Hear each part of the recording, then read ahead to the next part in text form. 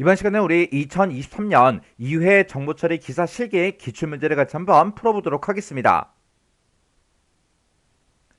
6번 문제요. 6번 문제 보니까 이제 화이트박스 테스트의 검증 기준이요. 검증 기준에 대한 다음 설명에서 이제 해당하는 그 용어를 우리 보기에서 찾아 써라. 그렇게 이제 문제가 나왔죠. 우리 이제 화이트박스 테스트 검증 기준에 보게 되면 우리 이제 문장 검증 기준이다라고 해서 문장 커버러지라는 것도 있고요.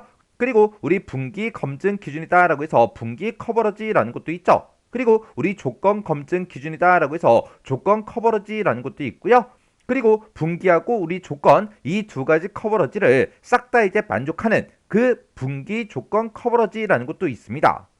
그때 지금 여기 이제 설명해 보니까 테스트 케이스를 소스 코드의 조건문에 포함된 개별 조건식의 그 결과가 우리 true인 경우와 우리 false인 그 경우가 한 번 이상 수행되도록 이제 설계를 한대요. 이렇게 우리 이제 개별 조건식의 그 결과가 true인 경우 false인 경우에 대해서 한 번 이상 수행되도록 그렇게 이제 설계하는 그 방법을 보고 우리가 이제 조건 커버러지 그렇게 이제 부르는 거죠. 그래서 우리 정답이 조건 커버러지요. 지금 이 문제가 우리 화이트박스에 대해서 나는데 우리 화이트박스 친구가 블랙박스죠. 그래서 우리 화이트박스, 블랙박스 이 내용 좀 정리 좀 하고 지나가자고요. 우리 화이트박스 테스트라는 거요. 요 화이트박스 테스트가 있고 그리고 블랙박스 테스트가 있고 이렇게 두 가지가 있는데 우리 화이트박스가 여기서 이제 화이트의 그 의미가 투명하다 그런 뜻으로 이제 이해를 하라 그랬어요. 그래서 우리가 이제 투명한 박스에다가 어떤 특정 프로그램을 집어넣었기 때문에 그 안에다가 우리가 썼던 그런 코드들이 투명한 박스에 이제 갇혀 있기 때문에 그 내용들이 다 보인다고요. 그게 이제 화이트 박스. 그리고 우리 블랙 박스는 까만색 박스이기 때문에 그 안에 들어있는 그런 내용이 보인다 안 보인다? 안 보이더라. 해서 우리 화이트 박스 그 테스트라는 거는 프로그램을 이제 만들었을 때 그때 이제 사용된 그런 이제 원시 코드요. 그때 사용한 그런 원시 코드의 논리적인 모든 경로를 싹 다 이제 테스트를 해서 테스트 케이스를 이제 설계하는 그런 방법을 우리가 화이트 박스 테스트다 그렇게 이제 불렀습니다. 해서 얘는 모듈 안에 이제 작동을 직접 이제 관찰하고 그리고 우리가 프로그램을 이제 만들 때 사용했던 그런 원시 코드들을 한 번 이상 모두 다 이제 실행함으로써 이제 수행이 되는 게 우리의 화이트 박스 그 테스트요. 그 다음에 우리의 블랙 박스 테스트라는 거는 얘는 이제 원시 코드가 보인다 안 보인다? 안 보이더라. 해서 해당 소프트웨어가 수행해야 되는 그런 각각의 기능을 완전히 이제 동작시키는 거 그걸로 이제 입증하는 그런 이제 테스트 기법을 우리가 블랙박스 테스트다 그렇게 이제 부르는 거예요. 해서 이 블랙박스 테스트는 우리가 원시 코드를 이제 볼 수가 없기 때문에 얘는 이제 사용자의 이제 요구사항 그 명세를 보면서 우리가 각각의 기능들을 전부 다 이제 테스트하는 그런 방식입니다. 그래서 얘는 이제 주로 이제 구현된 그런 기능들을 이제 테스트하는 그런 방식을 보고 얘기하고 얘는 이제 소프트웨어 인터페이스를 통해서 테스트가 이제 실시가 됩니다. 그때 이제 우리 화이트 박스 테스트에 봐도 여러 가지 이제 종류가 있었고 우리 블랙 박스 테스트에도 여러 가지 종류가 있었죠. 그거 좀 이제 잠깐 정리 좀 하자고요. 우리 화이트 박스 테스트에 보게 되면 종류가 크게 보게 되면 이렇게 이제 두 가지가 있었죠. 우리의 기초 경로 검사라는 게 있고 그리고 우리 제어 구조 검사라는 게 있고 이렇게 이제 두 가지로 이제 나눌 수가 있습니다. 그때 기초 경로 검사라는 거는 테스트 케이스 그 설계자가 절차적 설계에 그런 이제 논리적 그런 복잡성을 이제 측정할 수 있게끔 그렇게 해주는 그런 이제 테스트 기법이 우리의 기초 경로 테스트예요. 그 다음에 우리 제어구조 테스트에 보게 되면 우리 조건 검사도 있었고요. 우리 루프 검사도 있었고 그리고 데이터 흐름 검사도 있었고 이렇게 이제 세 가지가 있었습니다. 근데 우리 이제 조건 검사라는 거는 프로그램 그 모듈 내에 들어있는 그런 이제 논리적인 조건을 테스트하는 그런 이제 테스트 케이스를 설계하는 그런 기법이 우리 조건 검사였습니다. 그 다음에 루프 검사다라고 하게 되면 얘는 이제 프로그램 그 안에 반복문의 그런 구조요. 반복 구조요. 그런 이제 반복 구조에 이제 초점을 맞춰서 실시하는 그런 이제 테스트 케이스 설계 기법이 우리 루프 검사였습니다.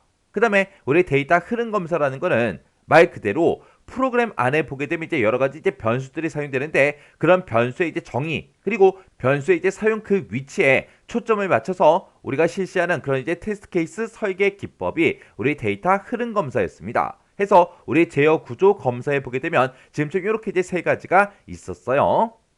그때 이제 테스트 케이스들이 테스트에 얼마나 이제 적정한지 그때 이제 판단하는 그 기준이 우리 화이트박스 테스트의 검증 기준이다. 그렇게 이제 부르는 거죠. 여기 보게 되면 이제 문장 검증 기준이라는 것도 있고요. 우리 분기 검증 기준이라는 것도 있고, 그리고 조건 검증 기준이라는 것도 있고, 그 다음에 분기 조건 기준이라는 것도 있고, 이렇게 이제 크게 네 가지가 있었습니다. 자, 그럼 요 검증 기준 요 네 가지 좀 자세히 살펴보자고요.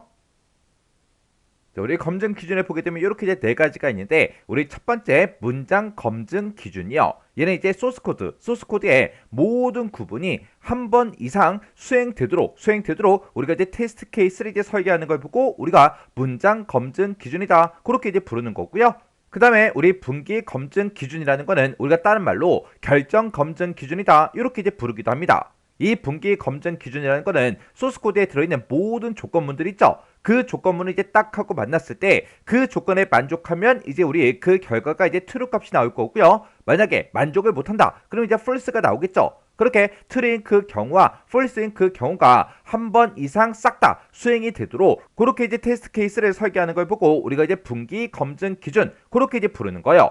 그리고 우리 이제 세 번째 조건 검증 기준이라는 거예요. 얘는 소스 코드에 들어있는 조건문들이 있죠. 그 조건문에 포함된 개별 그 조건식이 있어요. 그 식의 그 결과가 true인 그 경우가 있을 거고 false인 그 경우가 있을 거예요. 그래 이제 개별 조건식의 그 결과가 true인 그 경우가 있고 false인 그 경우가 있을 때 그런 경우들이 전부 다 이제 한 번 이상 수행되도록 그렇게 이제 테스트 케이스를 설계하는 걸 보고 우리가 조건 검증 기준이다. 그렇게 이제 부르는 거예요. 그 다음에 우리 네 번째 게 분기 조건 기준이요. 분기 조건 기준이라는 거는 여기 이제 분기라는 말이 들어가고 여기 이제 조건이라는 말이 들어갔죠. 우리 분기 검증 기준이라는 것도 있었고 그리고 조건 검증 기준이라는 것도 있었어요. 이 두 가지를 모두 다 만족하는 그런 설계가 우리 분기 조건 기준이라는 거예요. 얘는 조건문이 이제 true일 때가 있고 우리 false인 그 경우가 있죠. 거기에 따라서 우리 이제 조건 검증 기준에 입력 데이터를 구분하는 그런 이제 테스트 케이스 설계 방법을 우리가 이제 분기 조건 기준이다. 그렇게 이제 부르는 거예요. 그때 우리 이제 분기 검증 기준이라는 게 있고 우리 조건 검증 기준이 있을 때 이 두 가지가 이제 조금 헷갈릴 수가 있죠. 왜요? 여기 보니까 이제 true인 경우다, false인 경우다. 그게 그 단어가 똑같이 이제 들어가 있다고요. 근데 우리 분기 검증 기준이라는 거는 모든 조건문에 대해서 조건식의 그 결과가 true인 경우, false인 경우 한 번 이상 수행되도록 그렇게 이제 테스트 케이스를 설계하는 거고 그리고 조건 검증 기준이라는 거는 조건문에 포함되어 있는 개별 조건식의 그 결과가 true인 경우, false인 경우가 한 번 이상 수행되도록 그렇게 이제 테스트 케이스를 설계해 주는 거예요. 그래서 우리 조건식의 그 결과냐 아니면 개별 조건식의 결과냐 거기에 따라서 이렇게 두 가지로 우리가 구분해 주시면 돼요.